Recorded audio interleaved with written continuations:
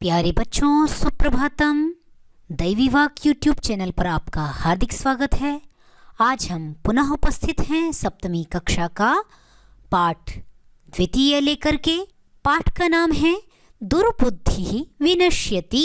दुर्बुद्धि कहते हैं जिसकी बुद्धि भ्रष्ट हो जाए। तो जिसकी बुद्धि भ्रष्ट हो गई है उसका विनाश निश्चित है। इसीलिए कहा कि दुर्बुद्धि विनश्यति। तो आइए बच्चों इस कहानी का आनंद लें। अस्ति मगध देशे फुल्लोत्पल नाम सरह। मगध देश में फुल्लोत्पल नाम का एक तालाब है। सरह कहते हैं तालाब को। तो मगध देश में फुल्लोत्पल नाम वाला एक तालाब है। तत्र संकट विकटौ हंसौ निवसतः। उस तालाब में संकट और विकट नाम के दो हंस रहते थे। कम्बुग्रीव नामकः तयोः मित्रम् एकः कूर्मः अपि तत्रैव प्रतिवसति स्म। कम्बुग्रीव नामक उनका एक मित्र, कूर्मः कहते हैं कछुआ को, एक मित्र कछुआ भी वहीं पर रहता था। तत्र एव तत्रैव। इस संधि को बच्चों ध्यान रखेंगे। जब हम संधि विषय को समझेंगे तो वहां पर इन उदाहरणों को आपको पुनः समझाएंगे। आगे देखें। अथ एकदा धीवराः तत्र आगच्छन्। इसके पश्चात एक बार उस तालाब के पास में, धीवराः कहते हैं मछुआरों को, तो मछुआरे वहां पर आए। ते अकथयन्, उन्होंने कहा, वयम श्वः मत्स्य कूर्मादीन मारयिष्यामः। हम कल मछली और कछुए इत्यादि जो इस तालाब में रहते हैं उन्हें मारेंगे। एतत् श्रुत्वा कूर्मः अवदत्। इसको सुन करके कछुआ बोला, मित्रे किम युवाभ्यां धीवराणां वार्ता श्रुता अधुना किम अहम करोमि। हंसों को लक्षित करके कछुआ कहता है, मित्रों, मित्रे शब्द बच्चों यहाँ पर द्विवचन में है क्योंकि दो हंस उसके मित्र हैं। मित्रम, मित्रे, मित्राणि। तो मित्रे बना है द्विवचन में। हंसौ अवदताम, हंस बोले, सुबह जैसा उचित होगा वैसा करते हैं। कूर्मः अवदत्, कछुआ बोला, मैवं तद यथा अहम अन्यम हृदम गच्छामि तथा कुरुतम। नहीं, ऐसा नहीं करो। कछुआ बोला, जैसा उचित होगा वैसा सुबह करेंगे, ऐसा न करो, अपितु जिससे मैं दूसरे तालाब को चला जाऊं वैसा कुछ उपाय करो। हंसौ अवदताम, हंस बोले, आवाम किम करवाव, हम लोग क्या करें। कूर्मः अवदत्, अहम युवाभ्याम सह आकाश मार्गेण अन्यत्र गन्तुम इच्छामि। मैं तुम दोनों के साथ आकाश मार्ग से अन्यत्र, दूसरी जगह है, गंतुम इच्छामि, जाना चाहता हूँ। गंतुम तुमुन प्रत्यय होकर के बच्चों बना है। तो गम तुमुन, गंतुम, गंतुम इच्छामि, जाना चाहता हूँ। हंसौ अवदताम, अत्र कः उपायः। तो यहाँ पर कौन सा उपाय है, कौन सा तरीका है उस आकाश से जाने का। कच्छपः वदति, कछुआ कहता है, युवाम काष्ठदंडम एकम चंच्वा धारयताम, अहम काष्ठदंड मध्ये अवलंब्य युवयोः पक्षबलेन सुखेन गमिष्यामि। तुम दोनों एक लकड़ी का दंडा अपनी अपनी चोंच में पकड़ लेना, मैं बीच में लकड़ी के डंडे में, अवलंब्य कहते हैं उसको पकड़ करके, युवयोः पक्षबलेन, तुम दोनों के पंखों से मैं भी उड़ करके आराम से चला जाऊंगा। हंसौ अकथयताम, हंस बोले, संभवति एष उपायः। हाँ, कुछ यह उपाय ठीक तो है, किंतु अत्र एकः अपायोपि वर्तते, यहाँ पर एक हानि भी है। आवाभ्याम नियमानम त्वामवलोक्य जनाः किंचित वदिष्यन्ति एव। हमारे ले जाते समय तुमको देखकर अवलोक्य लोग कुछ तो अवश्य कहेंगे ही। यदि त्वम उत्तरम दास्यसि तदा तव मरणम निश्चितम। और यदि तुम उनका उत्तर दोगे तो तुम्हारा मरना सुनिश्चित है। अतः त्वम अत्रैव वस, इसलिए तुम यहीं रहो। क्यों? क्योंकि कछुआ को हमेशा भूमि पर चलते हुए देखा है, तो जब आसमान में उड़ते हुए देखेंगे तो लोग तो कुछ न कुछ अवश्य ही कहेंगे, क्योंकि हम बहुत ऊंचाई पर उड़ रहे होंगे और तुमने वहां से उत्तर दिया, और वहां से यदि तुम गिरोगे तो तुम्हारा मरना निश्चित है। अतः त्वम अत्रैव वस, इसलिए तुम यहीं पर रहो। तच्छ्रुत्वा क्रुद्धः कूर्मः अवदत्, उसको सुन करके क्रोधित हुआ हुआ कछुआ बोला, किमहं मूर्खः, क्या मैं मूर्ख हूं? उत्तरम न दास्यामि, मैं उत्तर बिल्कुल नहीं दूंगा। किंचिदपि न वदिष्यामि, मैं कुछ भी नहीं बोलूंगा। अतः अहम यथा वदामि तथा युवाम कुरुतम, इसलिए जैसा मैं कह रहा हूं वैसा तुम लोग करो। एवं काष्ठदंडे लंबमानं कूर्मं पौराः अपश्यन्, इस प्रकार लकड़ी के डंडे में लटके हुए कछुए को देखकर पौराह गांववासी थे, उन्होंने देखा। पश्चात अधावन अवदंच, उसके पीछे पीछे दौड़ने लग गए और कहने लग गए, हंघो महदाश्चर्यम हंसाभ्याम सह कूर्मोपि उड्डीयते। ओहो, देखो देखो कितनी बड़े आश्चर्य की बात है, हंसों के साथ आज तो कछुआ भी उड़ रहा है। कश्चित् वदति, कोई कहता है, यद्ययं कूर्मः कथमपि निपतति तदा अत्रैव पक्त्वा खादिष्यामि। अरे, ये कछुआ किसी तरह नीचे गिर जाता तो आज हम इसे यहीं पर पका करके खा लेते। पच त्वा पक्त्वा, त्वा प्रत्यय का अभ्यास देखें, पका कर के, तो इसी प्रकार आप अन्य शब्दों का भी अभ्यास कर लेंगे। श्रुत्वा सुनकर, गत्वा जाकर, भुक्त्वा खाकर, इत्यादि इत्यादि शब्दों का त्वा प्रत्यय में अभ्यास कर सकते हैं। तो जब दूसरे ने इस प्रकार कहा तो अपराह अवदत्, एक तीसरा व्यक्ति भी बोल पड़ा, सरस तीरे दग्ध्वा खादिष्यामि, हाँ तालाब के किनारे ही इसको जला करके भून करके खाएंगे। दग्ध्वा कहते हैं जलाकर, तो तात्पर्य क्या हुआ, भून करके खाएंगे। अन्यः अकथयत्, दूसरा बोला, गृहं नीत्वा भक्षयिष्यामि, घर ले जा करके खाऊंगा। इति तेषां तद्वचनं श्रुत्वा कूर्मः क्रुद्धः जातः, उनके उस वचन को सुन करके कछुआ क्रोधित हो गया। मित्राभ्याम दत्तम वचनम विस्मृत्य सह अवदत्, मित्रों को दिए गए वचन को भूल करके वह बोला, योयम भस्म खादत, तुम राख खाओ। भस्म अर्थात राख, तो तुम सब राख खाओ। तत्क्षणमेव कूर्मः दंडात् भूमौ पतितः, उसी क्षण जैसे ही उसने अपना मुंह खोला और ये बोला कि तुम सब भस्म खाओ, वैसे ही कछुआ डंडे से जमीन की ओर गिर पड़ा।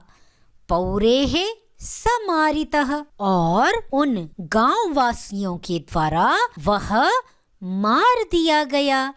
अतएवोक्तम, इसीलिए कहा गया है, एव उक्तम एवोक्तम। बच्चों, सूर्योदय की भांति ही यहाँ पर भी संधि कर लेंगे, जैसे सूर्य उदय करते हैं वैसे ही एव उक्तम कर लेंगे तो एवोक्तम हो जाएगा। श्लोक देखें, सुहृदाम हित कामानाम वाक्यम यो नाभिनंदते सकूर्म इव दुर्बुद्धिः काष्ठाद् भ्रष्टो विनश्यति। इस श्लोक का अन्वय लगा लें बच्चों। यह हित कामानाम सुहृदाम वाक्यम न अभिनंदति सह दुर्बुद्धिः कूर्म इव काष्ठाद् भ्रष्टो विनश्यति। जो व्यक्ति हित कामानाम सुहृदाम, हित चाहने वाले अच्छे मित्रों के वाक्यम, वाक्य को न अभिनंदति, नहीं ध्यान देता है, उनको प्रसन्नता पूर्वक स्वीकार नहीं करता है, वह दुर्बुद्धि भ्रष्ट बुद्धि कछुए के समान, इव कहते हैं समान को, तो भ्रष्ट बुद्धि कछुए के समान लकड़ी से गिरकर नष्ट हो जाता है, मृत्यु को प्राप्त हो जाता है।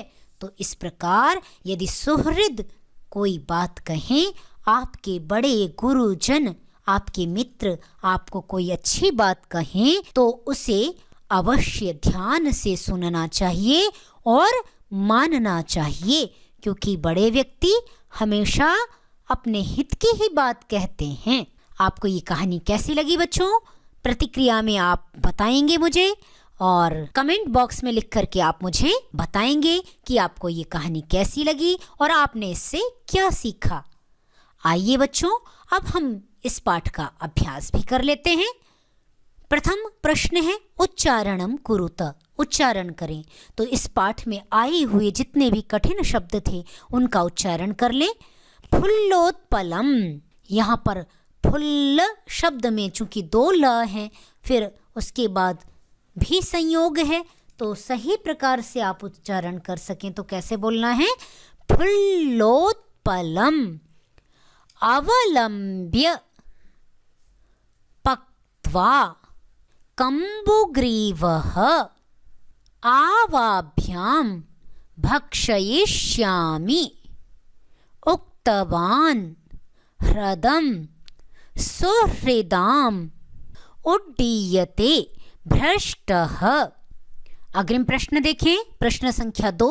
एक पदेन उत्तरत, एक पद में उत्तर दें। कूर्मस्य किम नाम आसीत्, कूर्म का क्या नाम था?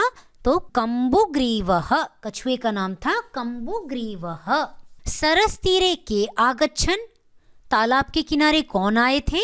धीवराः। कूर्मः केन मार्गेण अन्यत्र गन्तुम् इच्छति, कछुआ किस मार्ग से दूसरी जगह जाना चाहता था? आकाश मार्गेण। अग्रिम प्रश्न देखें, लंबमानं कूर्मं दृष्ट्वा के अधावन् पौराः। प्रश्न संख्या 3। अधोलिखित वाक्यानि कः कं प्रति कथयति इति लिखत। नीचे लिखे हुए वाक्यों में कौन कहता है और किसको कहता है यह लिखें। जैसे प्रातः यद उचितम तत् कर्तव्यम, यह वाक्य किसने कहा था? कः कथयति, हंसौ कथयतः, हंस कहते हैं। कम प्रति कथयति, किसको कहते हैं? तो कूर्मम प्रति, कछुए को कहते हैं। इसी प्रकार आप भी प्रयास करें। अहम भवद्भ्याम सह आकाशमार्गेण गन्तुम् इच्छामि, यह वाक्य किसने कहा?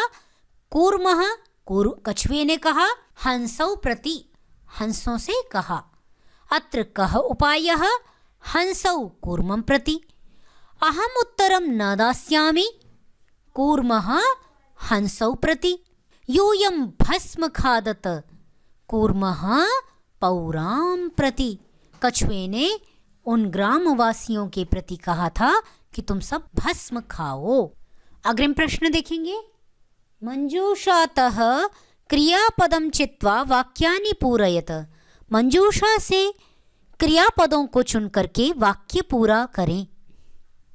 ये आपको मंजूषा दी गई है, इसे देख करके वाक्यों को पूर्ण करना है। हंसाभ्यां सह कूर्मोऽपि उड्डीयते, अहं किंचिदपि न वदिष्यामि।